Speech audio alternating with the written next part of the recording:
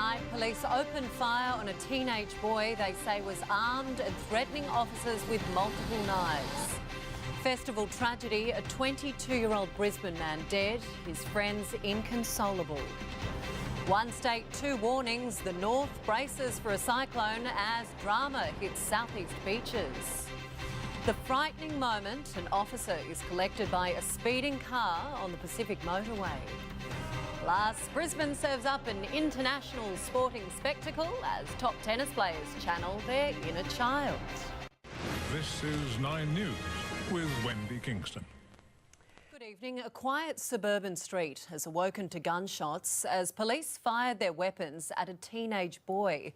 The 16-year-old was allegedly holding knives when he confronted two officers who, fearing for their lives, opened fire. Isabel, what's the condition of the boy tonight? Right, Isabel Mullen there, thank you.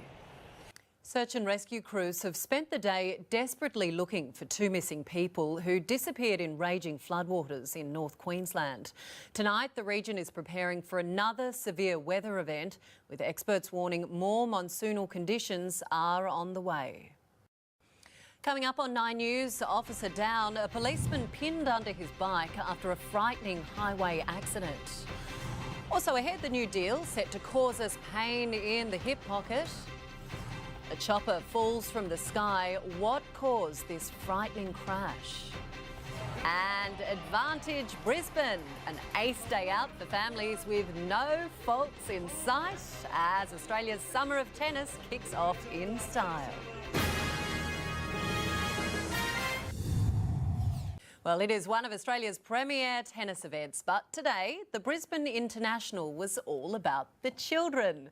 The game's biggest stars set aside fierce rivalries to show they're really just big kids at heart.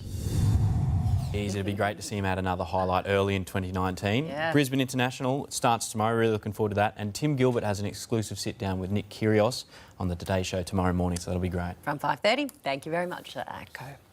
Well, just after the break for you, we're going to take a very special look back at the stories that made headlines in 2018. Plus, Ebony will have all of our weather details. Ebony, plenty of rain up north, but barely a drop for the southeast. That's right, a couple of clouds, but they're mostly clear. Here in the city today, we reached a top of 31 degrees. Right now, it's still 26 degrees. I'll have your full weather forecast soon.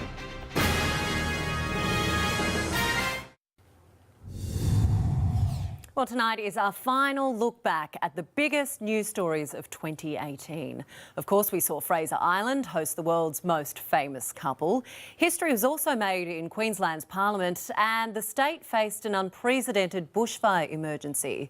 But the final 3 months of the year began with the world's focus on one of our closest neighbours as it was confronted with yet another natural disaster. Wow. And of course, to relive all 4 of our year in review specials, all you need to do is head to the 9 News Queensland Facebook page. And speaking of wrapping up the year, let's get the all-important New Year's Eve forecast for you. Ebony, tell us, how does the last day of 2018 look? Well, there you have it, Wendy. New Year's Eve is looking pretty fine. And also, we must point out, the lights of the Story Bridge have just been turned on. They are blue tonight in honour of the Brisbane International. So plenty of tennis to look forward to this week as well. Yeah, sure is. Thank you very much for that, Ebony. And that is our news for you this Sunday. Thank you very much for your company at home. Of course, you can stay up to date by visiting our website. It's ninenews.com.au. From all of us here, have a great evening. Good night.